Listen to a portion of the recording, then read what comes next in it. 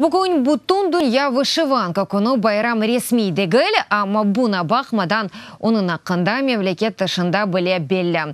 Илк сефер акция 2006 сенесі Чернівці Милли университетінің студентлері тешкелетті. Ама белі біраз сонра менлекін қылабындан сон олды. Абы вақыттан берлі ел майыс айының 3 жумақшымы күні бұттун дүнияда украинлер ве Украина достлары вышиванка күнуны кечерелер. Милли урба киеп, onun дүлберлігіні, озгүнлігіні көстерелер. Вышиванка күні там иш күні олсын деп акция темелчелер істеді. Бөлі етіп, вышиванка еске керек меген бір шейді гілді.